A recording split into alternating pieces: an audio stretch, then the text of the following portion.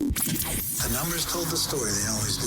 It's one of those idiots who believe in analytics. This is a numbers game with Gill Alexander on VSiN. Hour number 2 of a numbers game at VSiN, the sports betting network, VSiN.com, Game Plus, iHeartRadio, YouTube TV, Sirius XM Channel 158. It's Gill Alexander. It's Kelley Bydlon, live from Circa. Lovely studios here at Circa. Yes. Circa Resort Casino, downtown Las Vegas. If you have not been to Circa, what would you say? It's not only the biggest sports book on planet Earth, greatest pool experience while you're watching sports on planet Earth. I think it's also, it's the nicest place downtown, right on Fremont. So I love to kick it on Fremont. Friends come to town. Love to go out there with the crowd, have a rowdy time. But sometimes you like to kick it, do you? Yeah, sometimes I need to escape to some AC, get a nice cocktail, right? This is the place you go to. This is the escape off the rest of Fremont.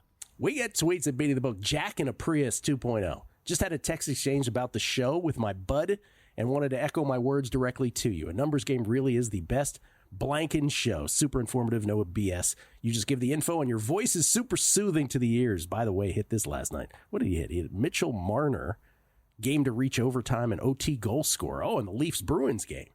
By the way, thank you. This is hockey. First of all, Jack in a Prius, thank you very much for the kind words. The Ovechkin thing is unbelievable. It's crazy. Ovechkin, what is he, 13 goals behind Gretzky now for the all-time goal list? I think it's 12 after last night. I think it's 13 to break, right? Maybe it's 13 to break. 12 to tie, 13 to break. Ovechkin, who again, Alex Ovechkin of the Caps, who based on like the age curve and how his stats were going in the previous years, it looked like it would be next year. And like not really early necessarily next year. Like, midway through next year, whatever. He's like on pace to break this by April. I mean, I remember us discussing it before the season, and it was like everybody we talked to was like, nah, it's not going to happen this year, but it's going to happen. What was that, his 19th 30-goal season? And this was like his 5th fastest of all of them. Cheap prop bets. Only the worst 3 teams get the same odds to win the NBA lottery at 14%. Yes, thank you. Fourth is 12.5%. 12.5%. I said 4 teams. It's 3 teams that get 14% of the ping pong balls. It's 4 teams that end up, what is it, the top 4? Like they get to the commercial, they get to the 5, and then it's the you basically can find your way into the top 4 kind of thing.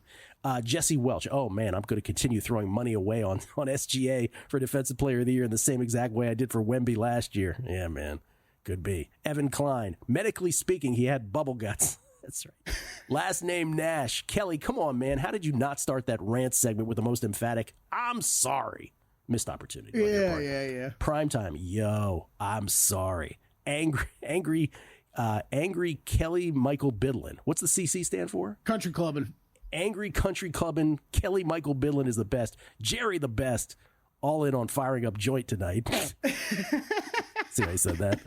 That's the joint. And listening to Potty Mouth Kelley on his golf podcast that I've never heard about anywhere. Yeah, that's right. It does get promoted enough. And Brosec 1870, college basketball runs have been crazy. 10-point leads haven't been safe. You know what they say about basketball? It's a game of runs. And I got bubble guts, he says. Those are good tweets. Yeah, these are very good. Best listeners in the game. Ladies and gentlemen, he's the microwave. You remember the microwave Vinnie Johnson from the Detroit Pistons back in the day, instant offense? That's what John Laghezza is, MLB and NFL writer for The Athletic and MLB Fantasy Life. You can follow him on Twitter at John Laghezza. That's Laghezza. Phonetically, courtesy of the Progressive Guest Line. How you doing, Johnny? Let's go. John Laghezza, flow sharper than a razor. Did you miss me or did you miss me? That's a rhetorical question, guys. What the heck? Wow. That was amazing. That was awesome. John, in addition to the pedigree, the accolades that I just gave you in terms of where you're working here, what did you do now? You're taking over Matthew Berry's newsletter?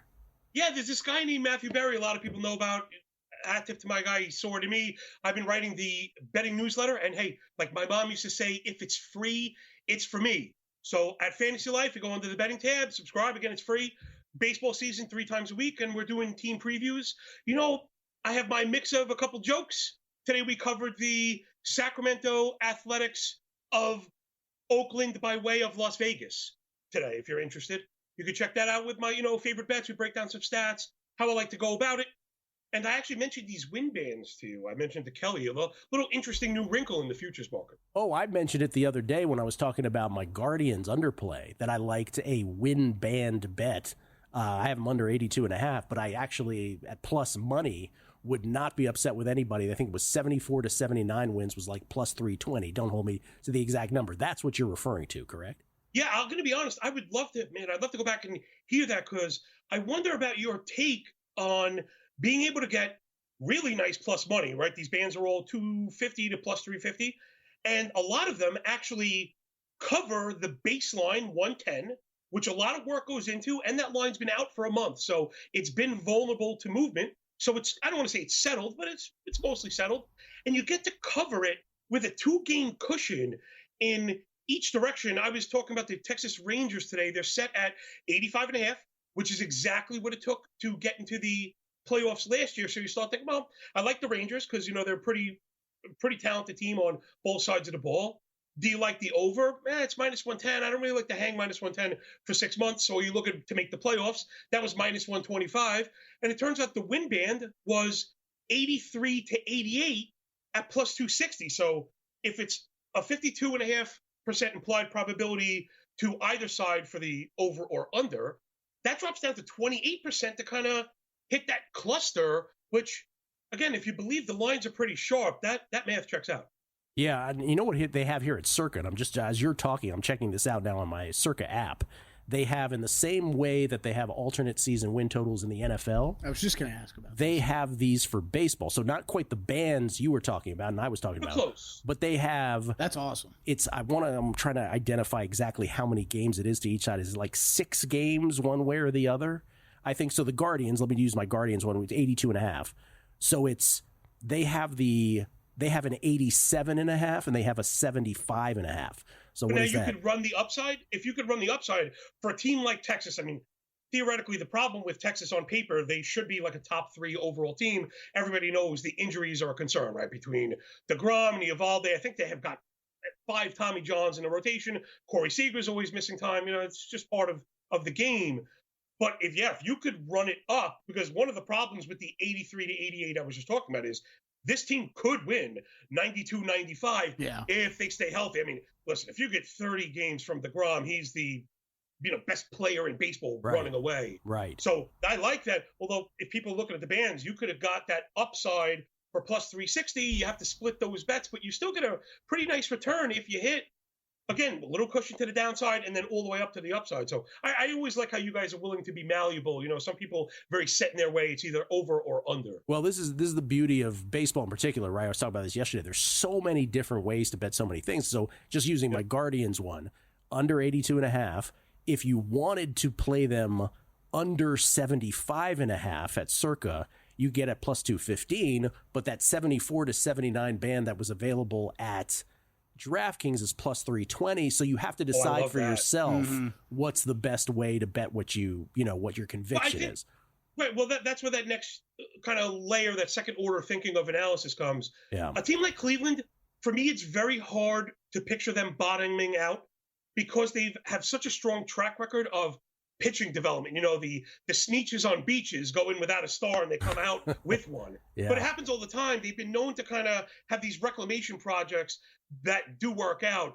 That said, there's a downside to Cleveland which is weird because they're not like the fanciest team. They seem to be getting by on some name brand push right now. Well, for all of these teams, and Adam Burke's going to come on tomorrow, he's going to tell me why he's bullish on Cleveland, that he's going over the season win total. I'm going to listen to that for sure. Yeah, so it's everyone's got their opinion and how they arrive at everything. But for all of these teams, there is a spectrum. Again, like if everything breaks their way, this is their ceiling. If everything goes against them, here's their floor, and then everything in between. And so, for this to happen, this must happen, right? The Guardians are just one of 30 examples of this. For the Guardians to be good, right, before they get players back, they've got to at least tread water the first couple months. They probably have to have Tanner Bybee be really good. Yep. So every one of these teams has that kind of calculus that you have to make, and so makes it endlessly fascinating. You're also assuming 160 games from Jose Ramirez. That's right. They're very, very top heavy. They also jettisoned Josh Naylor for the Black Magic Woman, Carlos Santana, and he's a little long in the tooth. I'm just saying they continue to push the envelope of getting by on these. These guys are the best athletes in the world, but replacement level kind of players. There's not much behind them in the minor leagues. I just not seeing Cleveland to the upside there. Okay, so your Rangers bet again is, real quick? I like that band, 82 to 88. Okay. Right, again, if you believe in the sharpness of the line, and you think maybe the injuries pop up, but maybe they're not totally catastrophic, because again, Eovaldi's had Tommy John, DeGrom is on 2 Tommy Johns, Molly has a Tommy John, John Gray, the White Wolf of Winterfell, who I definitely love, and Cody Bradford, but they also have Kumar Rocker, who has a Tommy John, waiting in the wings. So there's a lot there as far as pitching goes, but it's a long season, and the odds of any of these guys making 30 games is probably pretty low. So we had our coworker, or VSiN host, Jonathan Von Tobel, who also happens to be an Angels fan, on earlier with us, and he had a bullish Mike Trout bet. You also have one. Yes, give me Mikey the Fish. I think we've jumped the shark with our ability to try and predict injuries. Is he going to play 162? No, but his current home run line is listed at 24.5 minus 115. We go back 7 years really quick. He's at 14.5 PAs per home run, 48 hard hit, 17 barrel, 14% pulled fly ball line drive. So we know the power is there. Rough back of the napkin math means at this pace, we need 375 PAs. We also know home runs come in clusters, and he's healthy right now. He could hit 12 or 13 in a month. Like, that's not outrageous. If we really wanted to push the envelope, he could hit 16 in a month. This is Mike Trout. He's, for my dad, it was Mickey Mantle. For me, it's Mike Trout, just undisputedly the best player of a generation. So He's just got to get out there enough, 2 guys on one show, loving Mike Trout. I didn't expect that to happen this morning. John, more energy next time, okay? Oh, I miss you, man. I definitely do. Hope it shows. Love you, man. John Laghezza, everybody, right here on A Numbers Game. We'll have him all season talking baseball with us. Can't wait for that. Jason Weingarten from Under a Cloud of Smoke. All his bets next. Numbers Game, VSiN, the Sports Betting Network.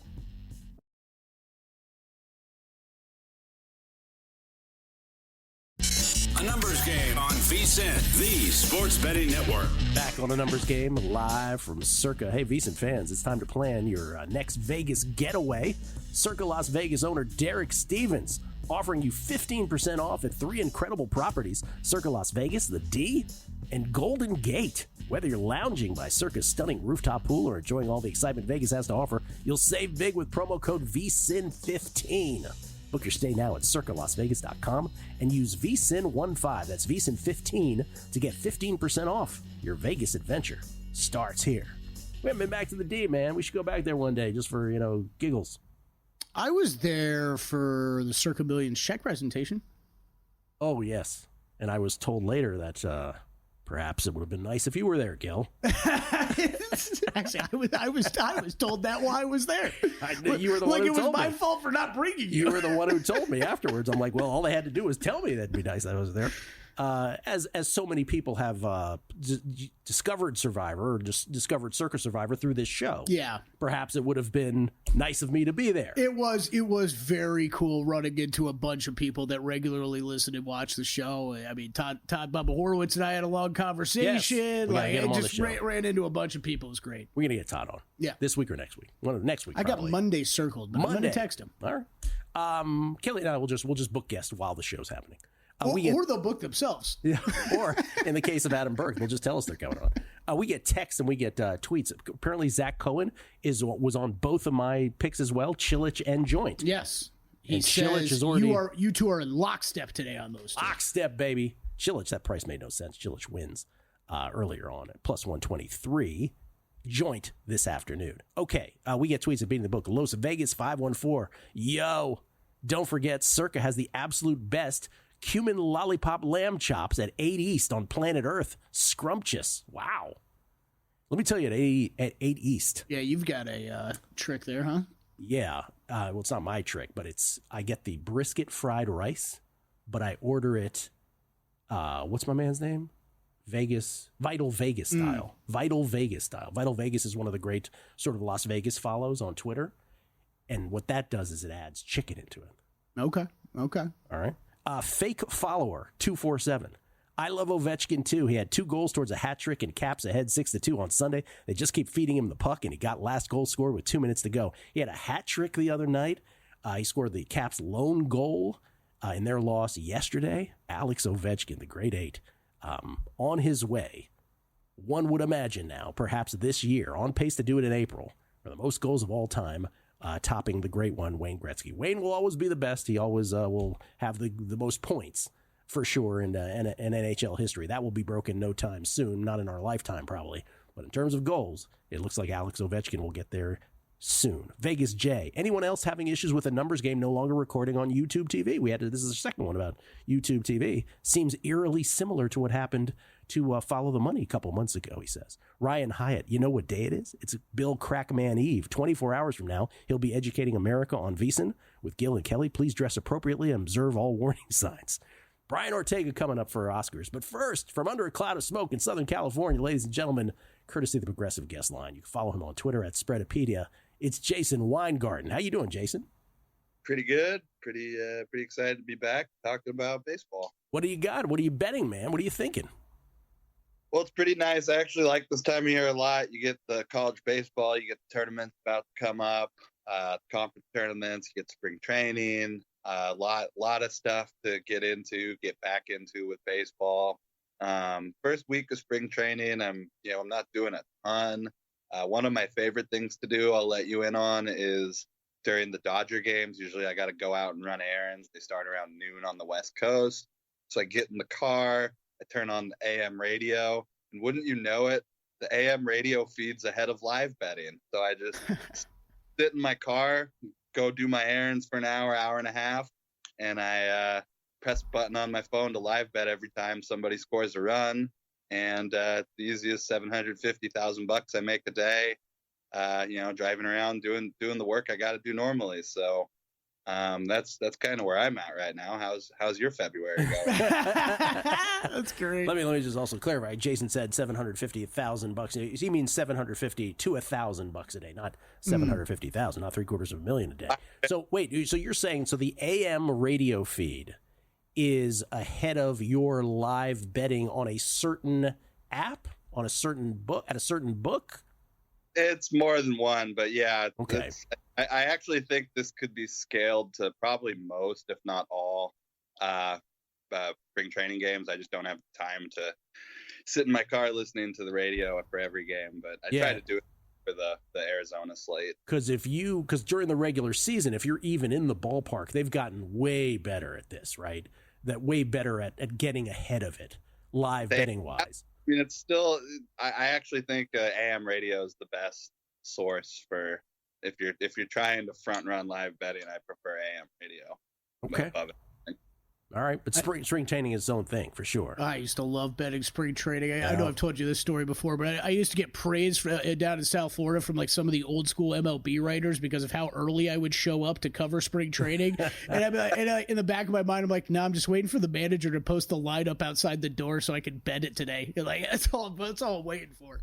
So you are a big proponent of betting spring training baseball for the advantages that it holds. Have you found that it's as good as it ever was? Yeah, it's been fine so far. It's so early. I know the Dodgers and the Cubs opened the season in Tokyo, the 17th or something of March. So they had to get into camp and just, start getting games under their belt to get up to regular season speed. But it just feels like unnatural. We're sitting here in the last week of February and we got full spring training slates. I really could have used another week vacation after the Super Bowl. It seems like the Super Bowl, the end of the Super Bowl and the start of spring training kind of gets closer and closer every year, and I could use some more time off. Have you added any season longs? I feel like you're lollygagging this year, Jason. I really am. I have no futures bets so far other than the ones we talked about when I was in Vegas. In terms of player futures, I started looking. I'm not dying to jump into a lot of these, especially the only bet I saw that I thought was interesting was Sunday. Sandy Alcantara pitched, and his numbers in his first game back from Tommy John were off the charts, but the market seemed to recognize that quickly. And what's it called? We went 40-1 to 50-1, 15-1 at FanDuel. So I didn't get a chance to bet that. I think that's probably a good bet if you find some straggler numbers, but I did not get a piece of that myself. Refresh, because this was before the Super Bowl where you gave out some season longs. Do you remember what they were? Could you refresh everybody's memory on those, or for those who haven't heard it, let us know. Braves under. Wait, start from the beginning. Go ahead. Rockies over, Braves under, Padres under. I think I bet the Dodgers under. I bet Dodgers, was it under total? Was it under whatever the most wins was? Okay, now Jason, let's do it slower so people can actually digest it. Rockies over, you said? Rockies over, yeah. Okay. Braves under. Braves under. Dodgers, you think under you played. Yeah, either played Dodgers under or the most wins under. Because he's not a fan. He's not a fan, right? Remember. Padres under, you said? Padres under. Anything else? I think there's one more. Did you do an Angels bet? Yeah, I think I did the Angels under. I don't like the Angels. That's pretty well known. Angels under. Okay. And the Dodgers thinking is just they're not incentivized to win 103.5 baseball games kind of thing? No, I mean they're not going to go out there and make their guys pitch 200 innings. They understand what they need to do to win another championship, and I think we're going to see more than usual this year that the regular season doesn't matter much anymore. Especially like you know how the NBA kind of is. I think baseball is sort of trending in the direction of the NBA when it comes to regular season games meaning anything. Yeah, this is why I touched on this briefly yesterday at the top of the show, which is I was going through some bets that I was thinking about making or was just thinking about what others have made. And Steve Fezzik did a bunch of Dodgers over, Dodgers longest winning streak, and a lot of White Sox under stuff at the top and bottom of the league. And basically I seized on the number of teams to win 100 games plus, number of teams to lose 100 games plus. Both of those lines set at 2.5. And I was making the point that I'm way more comfortable doing the over on the losing teams being over 2.5 of them losing 100 plus than I am on the winning side, because I think you're right. I think it's sort of creeping into that. It's been the ever increasing divide between the haves and the have-nots, but I do think there's a little more load management on the top side that seems to be creeping in. Yeah, load management, if you want to call it that, is definitely becoming a thing. I think we've just seen such a shift in how teams use pitchers in the last couple of years. Yeah. That's just, when you look at, this happened 5 years ago or 10 years ago, it's like, yeah, well, they had, two arms pitching 200 innings back then. Now they don't. So it's a different game. We're going to see that play out this season. All right, well, enjoy making your $750 to $1,000 today betting exhibition baseball. Cactus League. Front running live lines. That's what it is. We're parlaying for $750,000. Or that. Thank you, Jason. Appreciate it. The Oscars are this weekend. They're Sunday night. Brian Ortega has your bets next. Numbers Game, VSiN, the Sports Betting Network. A numbers game on VSiN, the Sports Betting Network. Back on a numbers game, live from Circle Resort Casino, downtown Las Vegas. Gill Alexander, Kelley Bydlon, of course, alongside. We not only get tweets, we get texts. I love when regular guests of the show text in and they react to stuff. Steve Fezzik is not happy with Jason Weingarten's play on the Dodgers under, and his thinking is the Dodgers, the public loves them. They're going to bet them through the roof. The time to make the under bet on them is right before the season starts. We will bet, he always talks in the we pronoun, I don't know. We will bet the Dodgers under 106 at post. Now, he does say the complicating factor is the damn 2 games in Tokyo in March, but I am assuming the books are going to keep the Dodger win total up until the end of March when the real season starts. And he goes on, and I can read you more Fezzik text, but we got to talk Oscars because a special numbers game investigation reveals that the 97th Academy Awards are this Sunday night, and who better, because it is not officially Oscar season until we bring him in. Who better to give us some Oscars bets than our own Brian Ortega, who's here in studio. How you doing, man? Thank you, Gill. I'm excited to be here. I think I started talking about the Oscars for the first time with you back at the South Point. So I appreciate you letting me come on and do it a couple times every year. Oh, it's the best. Listen, before we talk about that, you have a podcast, Concierge Confidential. Yes, Concierge Confidential. So we talk about Vegas. I give you inside looks of what it's like to work in Las Vegas, but also tips on how to come to Vegas, because it's not easy to visit here anymore. My latest episode is about the top 10 bars in Las Vegas, which I'm a big bar person. So number one, I'll just give it away, is Delilah's, which is my absolute favorite. Dude. But little doing to get in there, and little Vegas tricks to get into the bar area. I'm not a drinker, and I could tell you that's number one. Yes, it's a vibe. But I've also heard stories that, like, if you only go with a couple, it's sometimes a horror story to get a good seat at Delilah's as 2 people. My Delilah's tip remains the same. in the summertime, they open the doors. Yeah. Right? That's bad because you don't want to be sat outside. That's right. Because otherwise, you might as well not be at Delilah's. Exactly. So just make sure you sit indoors. That's the only pro tip. But it's beautiful because it's like you transported into the 1920s, I believe. Oh, yeah, 100%. It feels so old school Vegas, for sure. I love it. And by the way, Brian is not just some guy who decided to start a podcast called Concierge Confidential. You used to work here for years. Yeah, I used to be a concierge for 5 years at MGM Grand when like concierging was cool. After the pandemic, I've noticed that it's not as cool as it used to be. Not as many cool like perks, which it always happens that way. But with that, I've become just a strip fiend. Like I love to go to the strip. I'm a very rare local that likes to be. I go to the strip every single week. So he's a strip fiend. That's it. All right, let's get to it. Best Picture. Yes. Nora. Now, you said this is a great betting year for the Oscars. Yeah, so this is a great betting year for the Oscars, which doesn't necessarily mean it's a great year for movies. Because usually you have the movie, which this year was Dune. Like, Dune Part 2 was the best movie of the year. Came out at the wrong time. The Oscars also doesn't like fantasy, like space films. Think Star Wars. Star Wars has never won an Academy Award. Yeah. But it's one of the most influential films of all time. But this year, it's really fun because it's a very, very tough year to bet on the Oscars. Even up to this moment, we have a plus 225 sort of like second favorite, which is very rare. Usually your best picture, front runner, which right now is Anora at minus 200, would usually be like minus 600, minus 700, sometimes minus 1,000 at this point. So now still a good betting moment to get in on this. So Anora is minus 200. Conclave, which is the one about the Pope, right? Yes, plus, correct. Choosing a Pope, plus 225.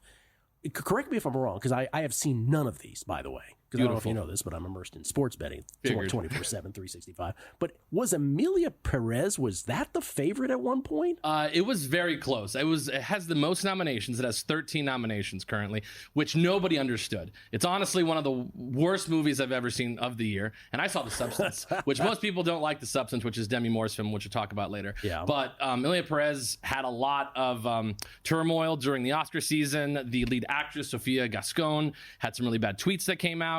Which, I mean, Amelia Perez was up to like 6-1, maybe a month ago. Now it's at 65-1, which rightfully so, because that movie should not have been anywhere near the Best Picture nomination list. What's the bet here? I have Anora. So I have Anora. I actually got Anora a while back. I have it at plus 300. I'm kind of mad I could have got it at like 12-1 long time ago, but I kind of waited. But Anora to me is a great film that basically all these films are flawed, but I think Anora has one of the best stories. It has one of the best performances on Mikey Madison. It takes place parts of it in Las Vegas, where you can see Circa in the background, which is a fun little note. Yeah. But I think Anora is the best film. It also has won major precursors that it needed to win. It won the Producers Guild Awards, the Directors Guild Awards, and the WGA, which is the Writers Guild of America. But it's failed to win at the big televised events like the Golden Globes. It lost at BAFTA, and it also lost Best Ensemble to Conclave just last week. So it's a very weak front runner, but I still think it's going to pull through because of its PGA and DGA wins. But you wouldn't necessarily recommend to people to bet it at minus 200, or you would? Minus 200 for a favorite at this point in the Oscar race is like not terrible. Not terrible. It's at this point. But if you want value, I don't mind you taking Conclave. Conclave's got a really good inside shot at one at BAFTA, one at the Golden Globes, and it also won Best SAG Ensemble last week. So at plus 225, you want to put like maybe half a unit on it, depending on your unit size. Just a sprinkle maybe on Conclave to maybe upset Anora. It's a very unpredictable year. I know what you're doing, Ortega. You're filibustering so you can do 2 segments with us. I know what you're doing. No, you're good. Let's go to director. Best director. Okay. Where Sean Baker of Anora is the favorite at minus 175. Yeah, so Sean Baker, speaking about the DGA, the Directors Guild of America Awards, one of the most predictive awards precursors for Best Director. Sean Baker right now is the favorite at minus 175. Then you have Brady Corbet, who directed The Brutalist, at plus 135. Honestly, when you're looking at these markets, don't look any further than the first two people, especially at this point. It's going to be between these two guys. Brady Corbet won at the Golden Globes. He won at the Critics' Choice Awards, I believe. Sean Baker has won the big one, which is DGA, but man, it's like he's a very weak favorite. He also didn't win at BAFTA, which that was the Conclave director, Daniel Berger. So I don't know. I think it's Edward Berger. Sorry. But I do like Sean Baker in Best Director this year. All right. Best Actor, Adrian Brody. Yeah. The Brutalist. Most famous Oscar moment is kissing Halle Berry against her will. Adrian Brody, the Brutalist, minus 230. Timothy Chalamet, who has proclaimed he wants to be great at this. That's right. From the Complete Unknown, the Bob Dylan one, plus 150. Then you have Ralph Fiennes from Conclave at 16-1, far longer than that. And Kelley just sent me this tweet from Film Updates on Twitter.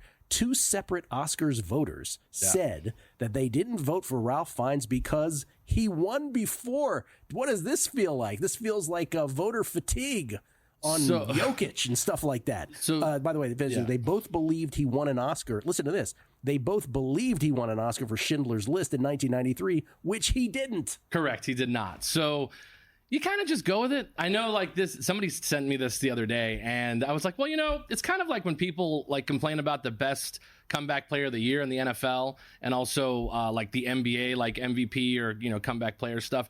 Yeah, it's kind of just, that's the voting body. Like, you kind of just know. There's also about 10,000 voters for this, 10,500, I believe. And they usually go the right way. And sometimes they're completely wrong. But looking at this Best Actor award, by the way, Ray Fiennes, great in Conclave. Of all the movies on here that I think our listeners would probably watch, it'd be A Complete Unknown for the Bob Dylan people, and Conclave, which is like an old school Oscar thriller. It takes place in the Vatican. Also, they couldn't plan it better by, you know, unfortunately having the Pope who's sick right now, which it's kind of like what Conclave is. I was about to say, it's pretty wild. Jason Weingarten already sent me like next Pope. Oh my God, no. Yeah. Like, I mean, you talk about. I don't get into that. No. But anyway, so this is actually a really fun category, Best Actor, just because Adrian Brody was this sort of steamroller, just rolling down the hill, winning every single award, winning all the big ones, the Golden Globe, BAFTA. He also won the Critics' Choice Awards, and then we get to SAG, which is the largest voting body, which also obviously votes on the Oscars. And boom, they give it to our man, Timothy Chalamet, the man of the moment.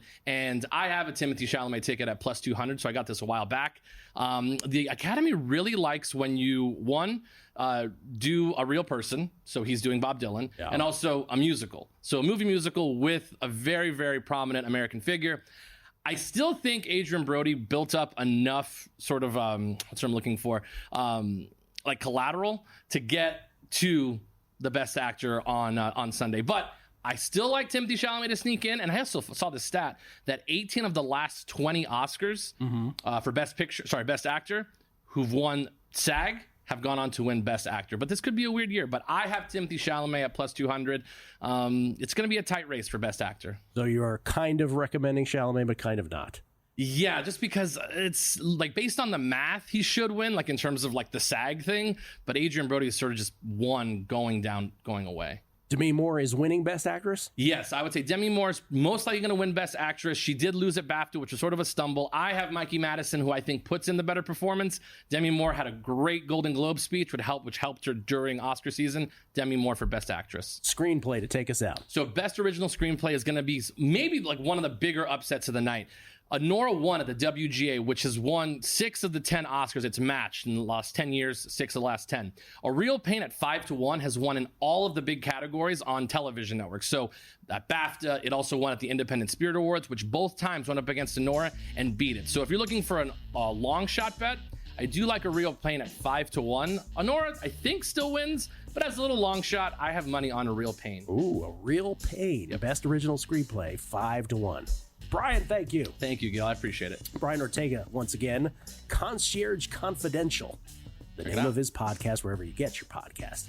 Kelley and I wrap things up. Other side, we'll recap all our bets, too. Next, right here on A Numbers Game at VSiN, the Sports Betting Network.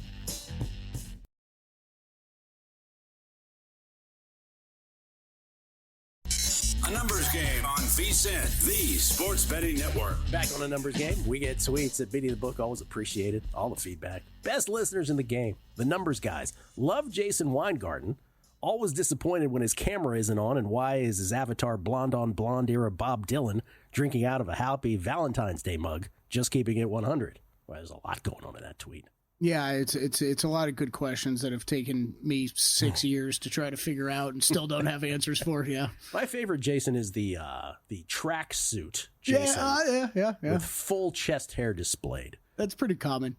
Jason does these frustrating things where he sets up his desk with the camera perfectly, and then we all praise him of how perfect and great it looks, and then a week later he's rearranged his entire apartment or wherever he's living. Really? Sound like getting angry about it. It's just, he makes it tough. It's never easy. We love the guy. But Buddhist man, watching on tape delay, just heard the first segment. Hey, Kelley, don't forget to remind Gill of my Fakakta fantasy narrative where Jokic inches up and steals the MVP from SGA.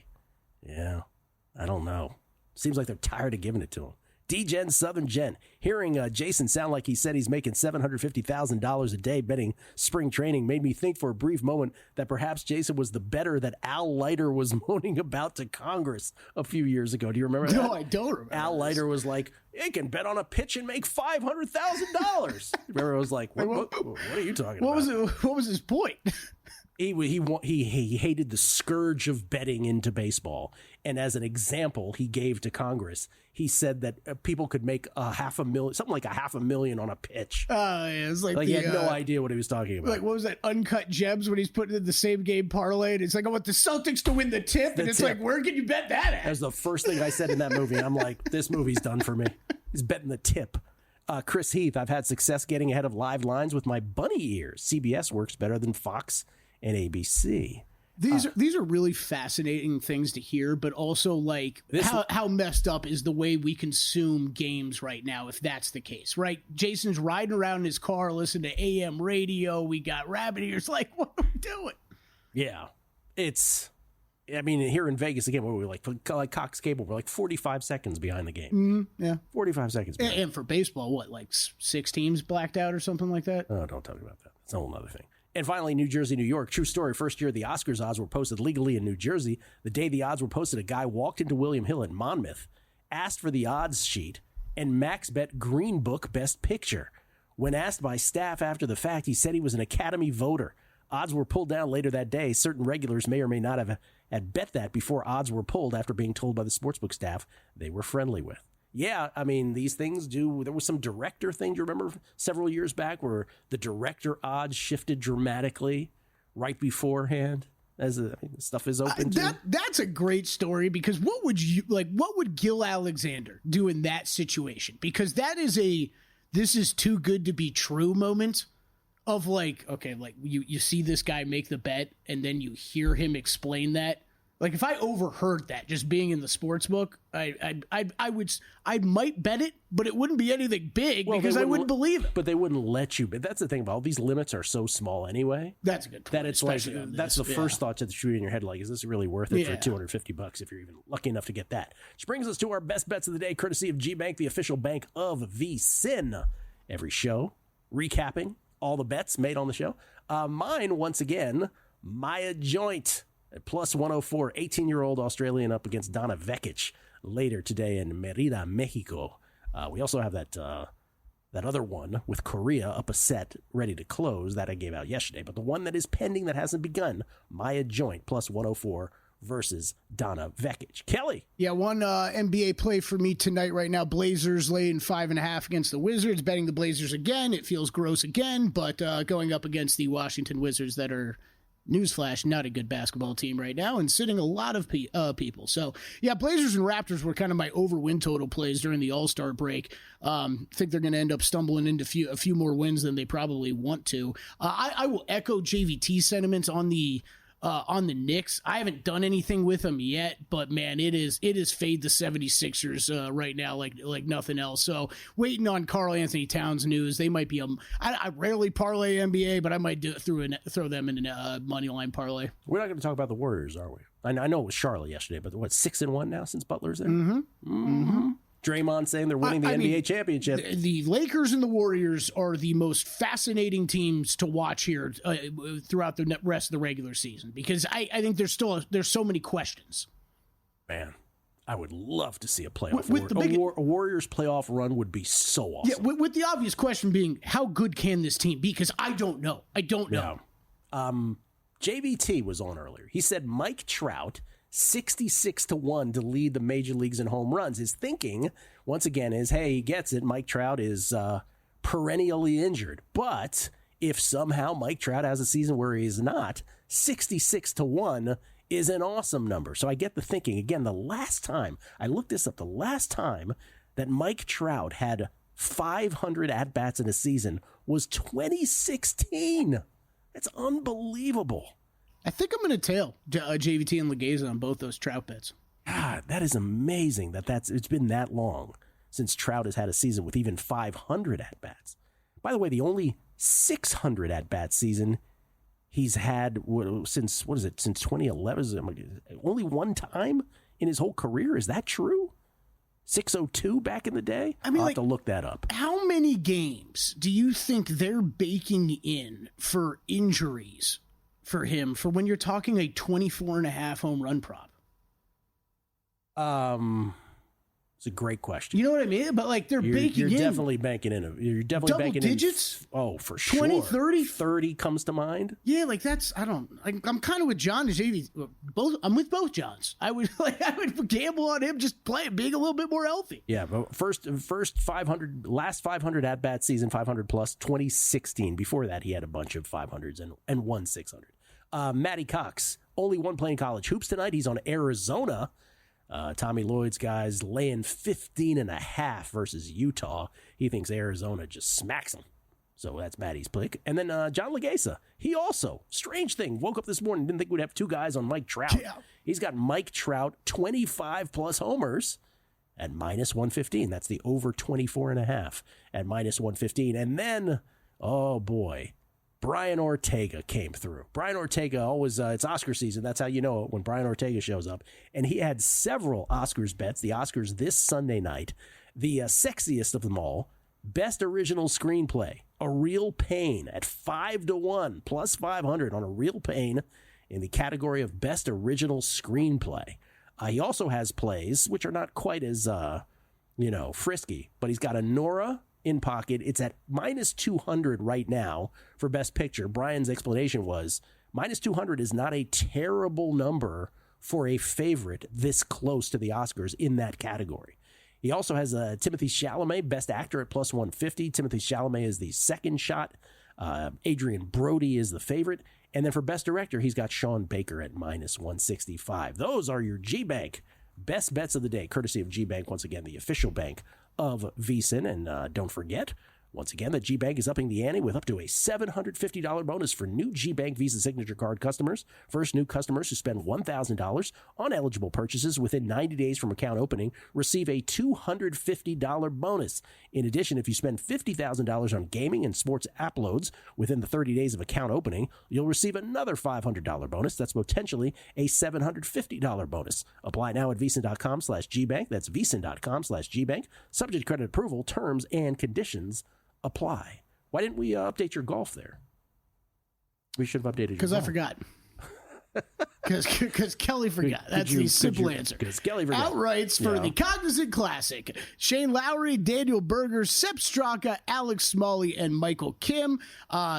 Splash top fives on all those. That's how I'm kind of each way betting all these. And then top 20, Keith Mitchell and Gary Woodland. Basically everybody on that list except for Smalley and Kim with a lot of success at the champion course at PGA National. Do you have any futures in college basketball or the NBA for teams just to win?